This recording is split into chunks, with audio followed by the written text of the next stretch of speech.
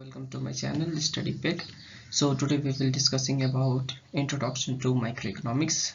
The table of content is meaning of microeconomics, business economics, scope of microeconomics, types of microeconomics, its uses, limitation, concept of macroeconomics, difference between micro and macroeconomics, interdependence of micro and macroeconomics, importance of microeconomics.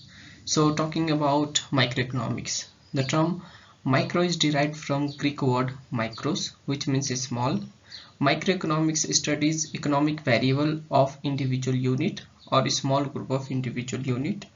It is also called as price theory because it is concerned with determination of prices of different commodities through the interaction of demand and supply of goods.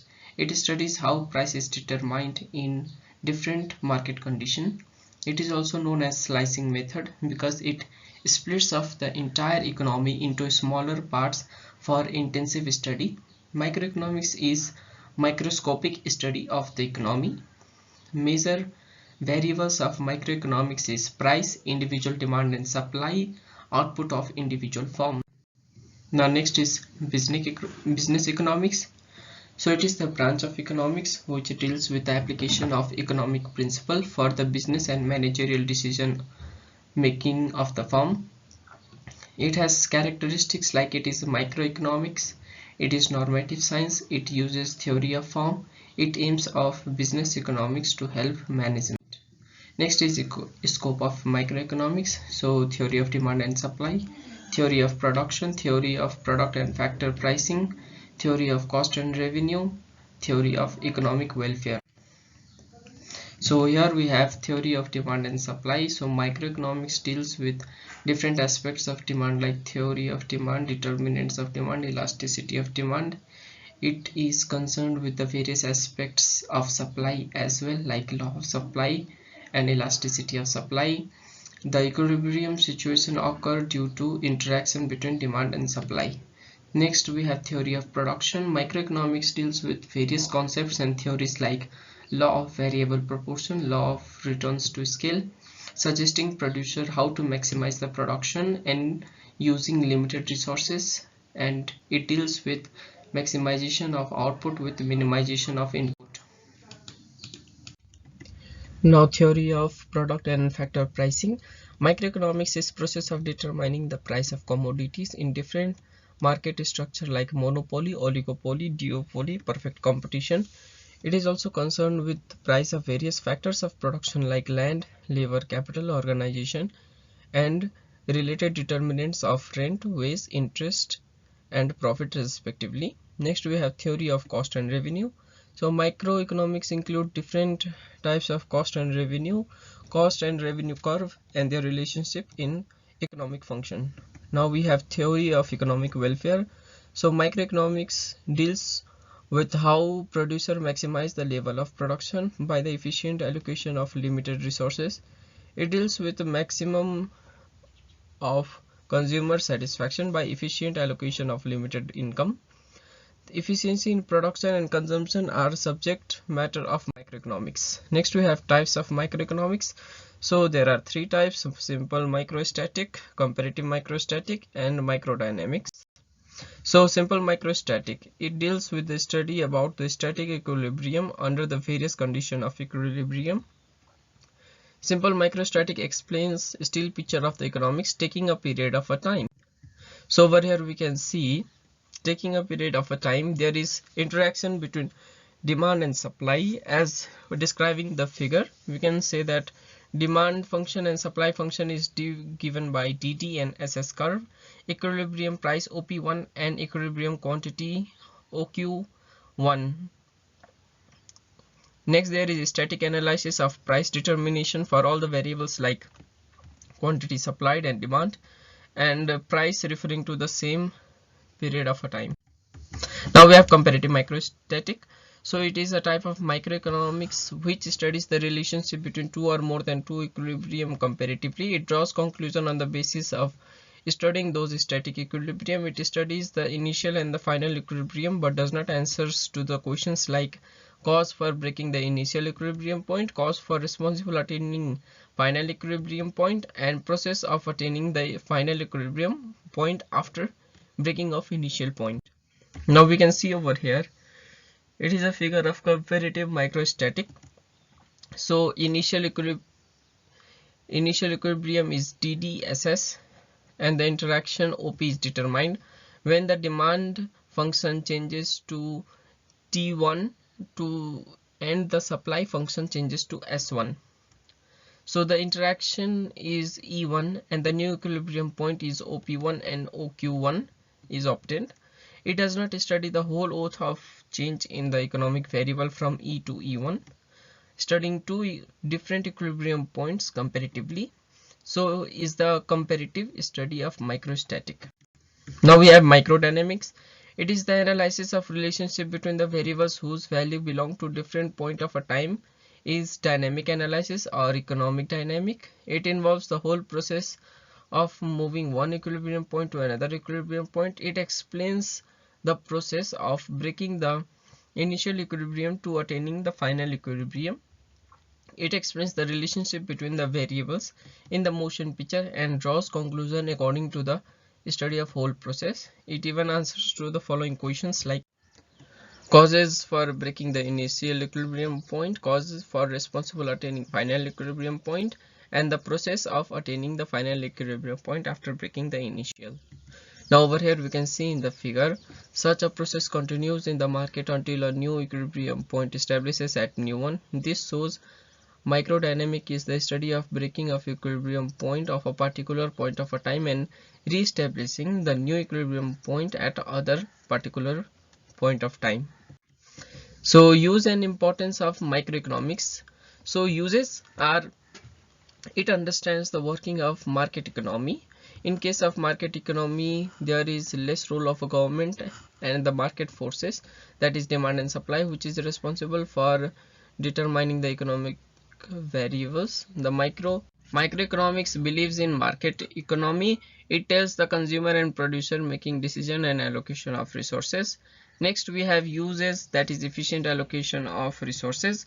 So microeconomics concerns how a consumer and a producer allocate available limited resources that the consumer will be able to achieve the maximum level of satisfaction and producer will be able to achieve maximum output. Next we have provide tools for the economic policy. So microeconomics helps in the formulation of economic policies that promotes welfare for the society. It provides tools and foundations for the analysis of economic policy. Economic policy affects the economy and leads to the change in the allocation of the resources. It assists the private and government for the best use of the resources. Next we have useful to understand international trade. So microeconomics is useful and helpful to estimate the total gains and losses of international trade. It helps in determination of the foreign exchange, which is determined by the interaction of demand and supply of foreign currencies. Now we have helpful in decision making. It helps in business executive in making the production plan and take decisions. It helps business firm to take decisions regarding their production and pricing. Next we have maximize the economic welfare. So microeconomics maximizes the social welfare which can be achieved through efficient allocation of resources and increasing efficiency in the production and exchange that helps to increase the economic welfare, which is possible under the perfect competition market. Microeconomics provides the idea to correct inefficient allocation of resources.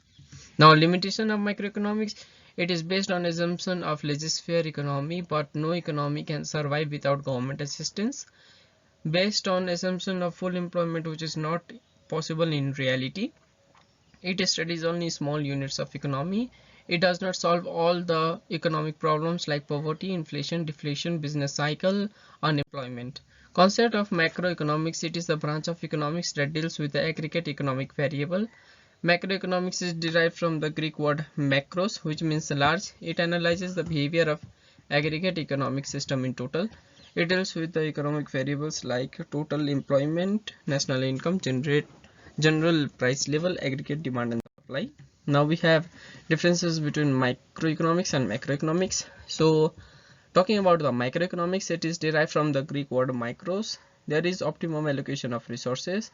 It studies individual units like individual consumption, price, saving, income, and investment. It is the subject matter are theory of demand, production, product pricing, factor pricing, economic welfare. It is based on assumptions on unrealistic assumptions like full employment, perfect competition.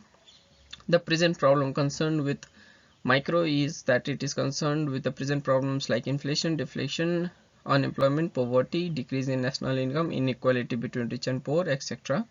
Talking about macroeconomics, it is derived from the Greek word macros, which means large. There is attainment. The objective is attaining the full employment and economic growth in the economy. It includes a study of aggregate variables like aggregate demand and supply, national income, national saving, level of employment. The subject matter are theory of income and employment, general price level, economic growth, trade cycle, consumption, and investment. It does not based on unrealistic assumptions. The present problem it analyzes is analysis of the case effect and provide remedial measures of the problem. Now we have interdependence between micro and macro. So dependence of macro on micro is determination of national income, general price level, employment level, economic growth, and general welfare of the economy. Next we have dependence of micro on macros for wage rate, individual price, output level, profit level, public welfare, and rate of profit and rate of interest. Now importance of microeconomics in decision making is pricing policy. So microeconomics analyzes the condition of demand and supply, elasticity of demand and consumer behavior are the main variables of price determination, which helps variable businessmen to determine the price of the product. Next is optimum allocation of the resources. So microeconomics studies optimal allocation of resources, of the scarce resources, which helps business to select the efficient and the least cost production technique. It helps to determine what, how, and for whom to produce. Next we have analysis of cost of production. Microeconomics analyzes different cost related types of cost, factors determining cost, way of minimum cost of production. On the basis of the analysis, businessmen estimate the cost of production before making the production decision. Next, optimal production decision. So various business use the various methods and techniques of production, such as resources like labor, capital is limited. Microeconomics provides powerful tool of managerial decision for making solution of the problem of limited resources by maximizing the output in the production. Next we have demand analysis and forecasting. Demand analysis theory can be the source of useful thoughts for the business decision making. Fundamental objective of demand theory is to identify and analyze the basic determinants of the consumer needs and wants. It is essential for making the production schedule of employment resources. It forecasts helps manager to expand the market and raise the profit. So yes, that's the end of the chapter microeconomics, introduction to microeconomics. So make sure you like, comment, and subscribe. Also you can get this PDF file into a WordPress website of my own, so you can click in the description to get the PDF format of this entire file. Thank you.